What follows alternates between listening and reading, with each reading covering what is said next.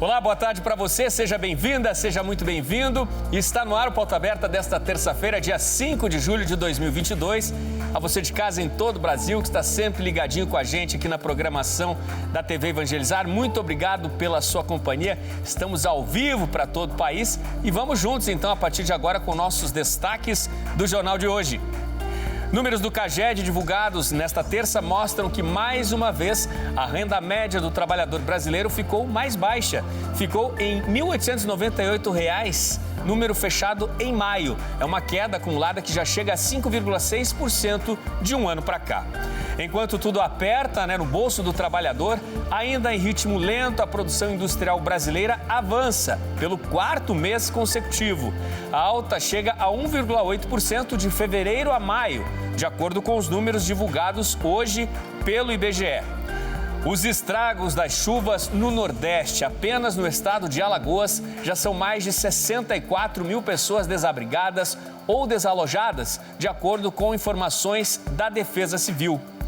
Na última reportagem da série sobre a tecnologia 5G, a gente mostra hoje o que vai mudar com a chegada dessa novidade às rodovias federais. Serão mais de 35 mil quilômetros beneficiados de sul a norte do nosso país. E ainda as raridades e surpresas da natureza. Olha só, uma raia de tamanho assustador foi encontrada no rio Mekong, no sudeste da Ásia, e já é considerada o maior peixe de água doce do mundo. Fique ligadinho com a gente, o Pauta Aberta desta terça-feira está no ar.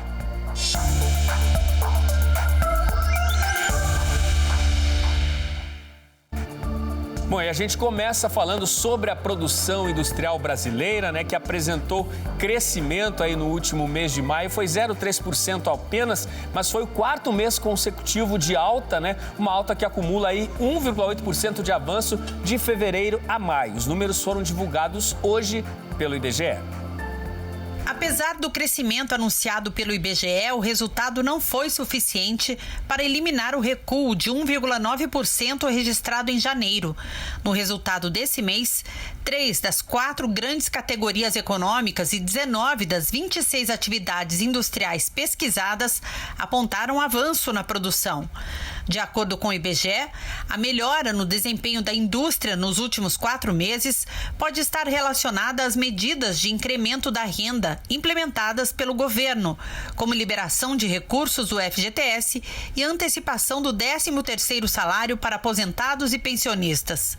A pesquisa ressalva, porém, que a indústria ainda tem sentido fatores observados mês a mês que limitam a recuperação das perdas do passado, como inflação em patamares mais elevados, reduzindo a renda das famílias, taxa de juros alta encarecendo o crédito e o mercado de trabalho que ainda está sendo retomado.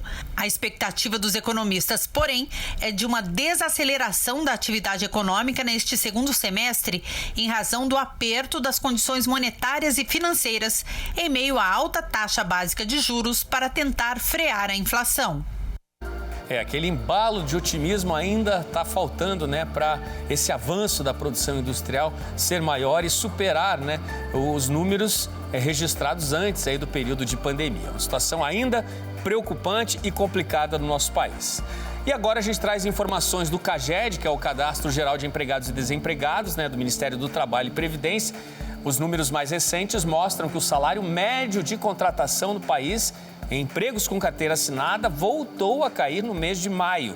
O recuo deste salário médio pago ao trabalhador já chega a 5,6% de um ano para cá. Em maio, o salário médio real de admissão foi de R$ 1.898, contra um valor de R$ 1.916 em abril, e de R$ 2.010 em maio do ano passado, em valores corrigidos pela inflação, medida pelo Índice Nacional de Preços ao Consumidor.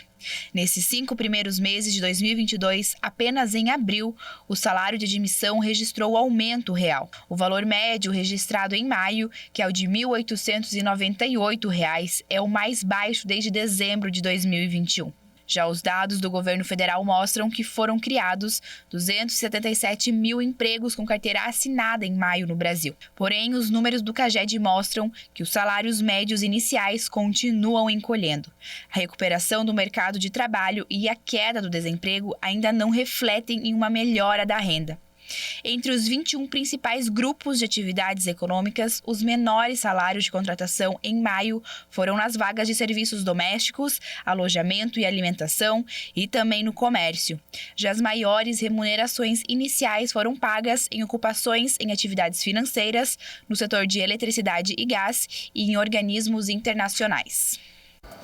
Agora, gente, olha que informação curiosa, o impacto, dos benefícios sociais aí, a economia do nosso país.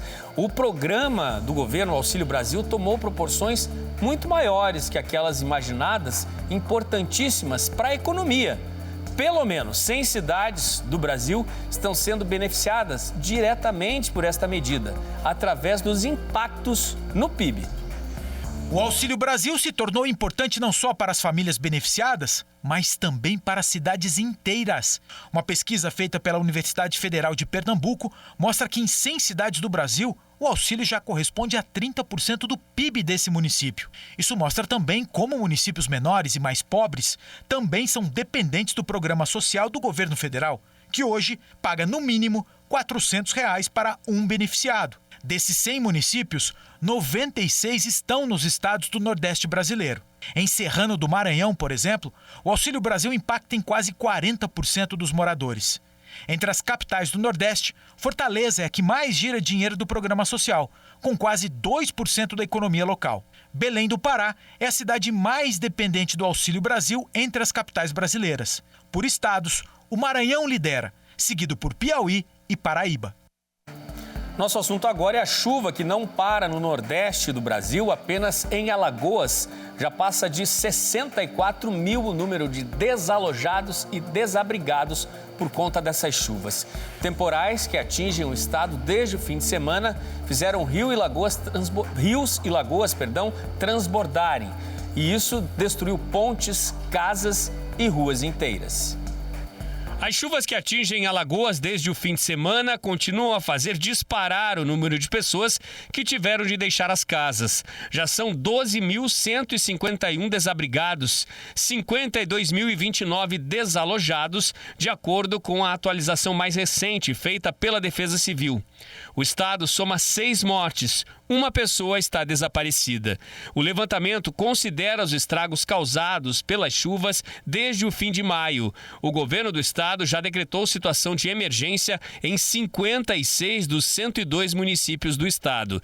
A situação mais crítica está na cidade de Rio Largo, que tem 199 pessoas desabrigadas e 6.801 desalojadas. As mortes ocorreram nos municípios de Campo Alegre, Coruripe, Matriz de Camaragibe, Palmeira dos Índios, São Miguel dos Campos e União dos Palmares. 6 municípios do interior e parte de Maceió continuam sem energia elétrica. O serviço foi suspenso como medida de segurança no fim de semana, por causa das enchentes que deixaram mais da metade do estado em situação de emergência.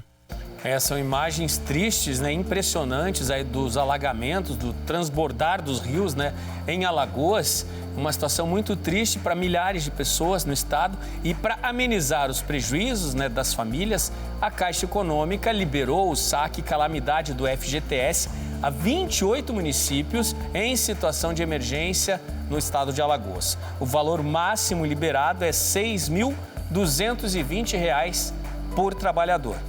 Acontece que a chuva não está restrita apenas ao estado de Alagoas. Em Pernambuco, subiu o número de cidades afetadas também. Quase 10 mil pessoas foram obrigadas a deixar as casas. No Rio Grande do Norte, as chuvas também causaram muitos estragos. Hoje, o número de cidades afetadas pelas chuvas aumentou para 36 na região de Pernambuco, de acordo com o secretário executivo da Defesa Civil do Estado, o tenente-coronel Leonardo Rodrigues. Além disso, 9.731 pessoas tiveram que deixar suas casas por causa do temporal. Existe uma morte registrada. Do total de cidades afetadas pelas chuvas, 22 estão em situação de emergência. O número atual de pessoas desabrigadas é de 1.413 e de pessoas desalojadas é de 8.318 só em Pernambuco. O Rio Grande do Norte também está sendo afetado pelas fortes chuvas. Natal, Parnamirim, Touros, Ceará-Mirim e Extremoz e São Gonçalo do Amarante decretaram calamidade pública. O governo do estado ainda não divulgou o balanço detalhado de desabrigados e desalojados, mas contabilizou aproximadamente 3.000 pessoas afetadas. Triste, e as próximas horas também devem ser bem complicadas e com chuva em parte do Nordeste. A região continua sob alerta de fortes chuvas para as próximas horas. Nas demais regiões do Brasil, o ar seco evita a formação das nuvens mais carregadas. Estados da região nordeste do país continuam sob alerta para riscos de chuvas fortes. Nas capitais Maceió, Fortaleza, São Luís, Belém, Macapá e Boa Vista. De acordo com a medição do Centro Nacional de Desastres Naturais, nas últimas 48 horas, a região de Ponta Negra, em Natal, recebeu 259 milímetros de chuva, o que corresponde mais do que a média normal de chuvas para todo o mês de julho, que é de 254 milímetros. A previsão é de chuvas fortes no litoral norte da Bahia, em Sergipe e Alagoas, que é um dos estados mais afetados pelas condições climáticas. A atenção é para chuvas moderadas a fortes, com raios e ventos nos estados do Ceará, Piauí, Pará, Amapá, Amazonas, Roraima e no Rio Grande do Sul. Já na região norte, a previsão é para grandes períodos com sol, mas tem também pancadas de chuvas com raio, principalmente à tarde e à noite no oeste do Acre, no Amazonas, Amapá, Roraima e também no centro, oeste e norte do Pará. Já nas áreas do Sudeste e do Centro-Oeste, no Tocantins, a preocupação é com ar muito seco, que impede a formação de nuvens de chuva no país, com níveis de umidade entre 20% e 30% nas horas mais quentes do dia. No Sudeste, a previsão de chuva ocasional no centro e no norte do Espírito Santo, incluindo a região de Vitória, mas o sol aparece. Uma frente fria se afasta na região sul, na altura do litoral do Rio Grande do Sul. Nuvens de chuva crescem no sul gaúcho, mas a maioria das áreas da região do país tem apenas nebulosidade do tipo alta, que não provoca chuva. Agora, notícias da Câmara dos Deputados em Brasília. O deputado Danilo Forte, do Ceará, que é o relator na Câmara da PEC encaminhada pelo governo federal, que concede uma série de benefícios sociais à parte da população apenas 3 meses das eleições, a chamada PEC Kamikaze, que já passou no Senado, inclusive, ele afirmou que não vai propor modificações a esse texto já aprovado pelos senadores. O deputado, relator da PEC na Câmara, disse que vai manter o texto justamente para agilizar o pagamento dos auxílios previstos. Com modificações na Câmara, por exemplo, o texto precisaria voltar para o Senado. Com as modificações no texto, o Auxílio Brasil passa de R$ 400 para R$ 600 reais, por exemplo. O texto prevê também dobrar o valor do Vale Gás e cria um auxílio de R$ 1.000 para os caminhoneiros. Isso vem no texto original da PEC, que já passou lá pelos senadores. São benefícios que, de acordo com o texto, valem apenas até dezembro deste ano. Nas palavras do deputado, abre aspas, temos a pressão do cronograma, tudo tem que se encerrar na Câmara até 15 de julho, temos a demanda, a necessidade da população faminta que precisa do auxílio emergencial, do Vale Gás e que tem a pressão e comoção social. Mexer no texto cria mais dificuldades, afirmou o relator. O deputado ontem chegou a cogitar apresentar modificações. Hoje, voltou atrás, manteve o que foi aprovado no Senado. Decisão que coloca o país em situação de emergência, de acordo com a PEC, e assim garante também o estouro do teto de gastos em alguns bilhões de reais aí para o governo federal garantir a concessão desses benefícios a tantos milhões de brasileiros que precisam dessa ajuda. Vamos falar agora sobre o estado de saúde do arcebispo de Cascavel, Dom Adelar Baruf. É uma situação que é motivo de muita preocupação. A gente lembra aqui, logo depois de Dom Adelar Baruf assumir o compromisso como arcebispo em Cascavel, ele descobriu um tumor no cérebro. Continua em tratamento. Nosso repórter Murilo Cardoso agora está em frente à Catedral Nossa Senhora Aparecida em Cascavel e traz atualização sobre o estado de saúde de Dom Adelar. É com você, Murilo. Boa tarde. Oi, Odilon, boa tarde para você, boa tarde para todos que acompanham o Pauta Aberta, é isso mesmo. O estado de saúde de Dom Adelar segue gerando preocupações, mas agora o motivo é outro. Após apresentar sintomas gripais, ontem o arcebispo de Cascavel foi positivado para o novo coronavírus. Como você mesmo ressaltou, ele está nesse momento em tratamento contra um tumor descoberto no final do ano passado. Ele já passou pela radioterapia e agora está realizando a quimioterapia. Apesar do quadro ser delicado, segundo os médicos que o acompanham, o estado de saúde dele é considerado estável e os sintomas são leves. Ele segue agora em isolamento na Cúria, onde é assistido por profissionais, e surgindo mais novidades a respeito do estado de saúde do Dom Adelar, eu retorno aqui na programação. É isso aí, Murilo. Vamos para o intervalo. No próximo bloco, a gente fecha a nossa série sobre a tecnologia 5G. Hoje a reportagem fala sobre a implantação dessa nova tecnologia nas estradas. O intervalo é rapidinho, eu volto já.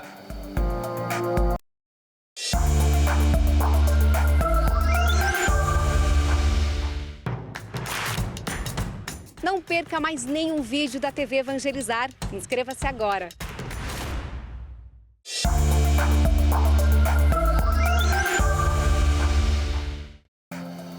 Pauta Aberta está de volta para esse segundo bloco. São 5 horas em ponto agora. Estamos ao vivo para todo o país. A você do outro lado, muito obrigado pelo carinho da sua companhia. E hoje, na nossa última reportagem especial da série sobre o 5G, o assunto será a aplicação dessa nova tecnologia nas estradas. O que já está mudando e de que forma este avanço vai facilitar a vida de motoristas e também vai impactar o dia a dia daqueles que trabalham nas rodovias por este Brasilzão afora. Confira.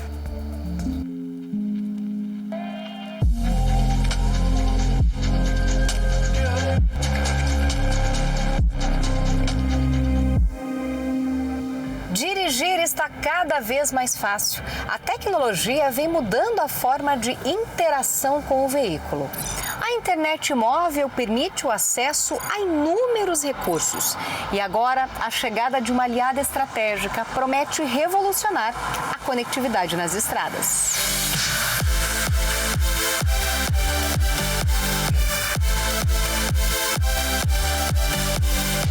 A rede 5G é aguardada com muita expectativa, mas primeiro precisamos entender a realidade nas estradas brasileiras.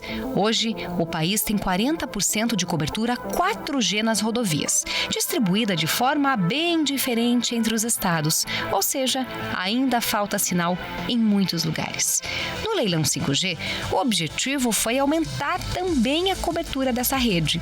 Conversamos com o secretário de Telecomunicações do Governo Federal para entender as exigências do edital e de que forma a internet móvel será disponibilizada. A cobertura de rodovias é uma demanda histórica da sociedade brasileira. Vários deputados e senadores, eles pediam, que houvesse uma cobertura mais consistente das rodovias brasileiras com um serviço de banda larga móvel de alta velocidade. Esse leilão que a gente chama de leilão do 5G, na verdade, é um grande conjunto de faixas de frequência. Vão ser atendidos 2.349 trechos de rodovia com tecnologia 4G ou superior.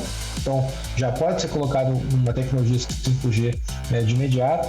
Isso vai totalizar 35.784 quilômetros de rodovias. Ao todo, então, somando o que a gente tem hoje, já coberto, serão 48 mil quilômetros de rodovias. Todos os estados brasileiros serão beneficiados. A região que terá mais malha rodoviária conectada será o Nordeste, seguida do Centro-Oeste, Norte, Sudeste e Sul.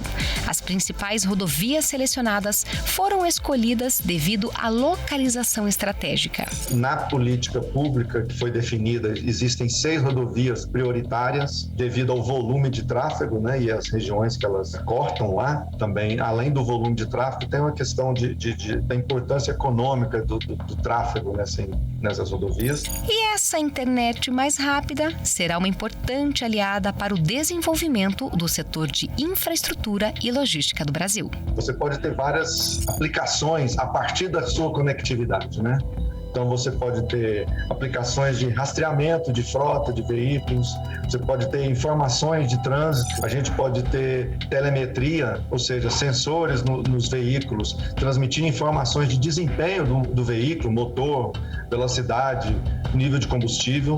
Então, tudo isso, a partir da tecnologia 5G, se torna possível para essas aplicações em rodovias. Imagine o prejuízo que o país tem, que as seguradoras de cargas têm, que as empresas têm, né, com esses roubos de carga. Por quê? Porque quem está mandando a carga muitas vezes perde com isso. Quem precisava receber lá e faturar, comercializar, perde com isso. O dono do caminhão perde o caminhão. Conteúdos perecíveis, cargas perecíveis que precisam ser monitoradas, a temperatura, etc. e tal. E hoje, muitas vezes, não se tem como fazer isso em certas determinadas regiões geográficas aí por conta de não ter comunicação. E mesmo que não recebam a cobertura nesse primeiro momento, as rodovias estaduais também serão beneficiadas. A dinâmica de mercado já vai beneficiar as rodovias estaduais. Tanto porque, por um lado, é vantajoso para as empresas cobrir localidades econômicas que sejam atendidas por rodovias estaduais, quanto porque várias localidades rurais que serão atendidas, bem como a cobertura das rodovias federais, vai levar também cobertura para uma boa parte das rodovias estaduais. Então, elas serão sim atendidas diretamente, embora não constem como uma obrigação do edital.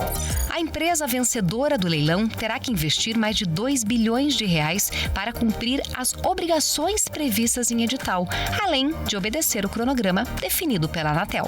A gente tem até 31 de dezembro de 2028 o que atender 31.400 quilômetros. E até 31 de dezembro de 2029 a gente tem mais 4.300 quilômetros a serem cobertos. Mas, para que a rede 4G seja ampliada e o 5G se torne uma realidade nas estradas, ainda há um longo caminho. Muitos desafios, né, a gente vai ter pela frente, né?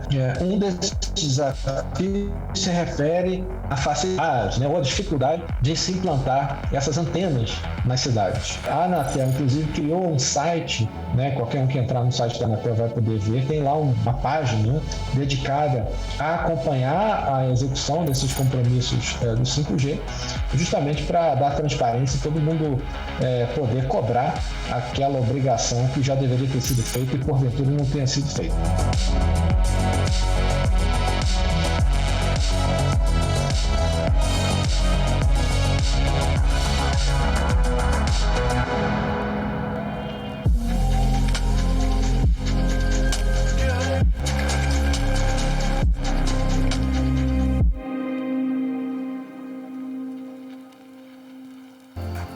E olha só, gente, Brasília será a primeira cidade do país a ativar o 5G. A gente trouxe essa informação com destaque, né, ontem aqui no Pauta Aberta, informação confirmada pela Anatel.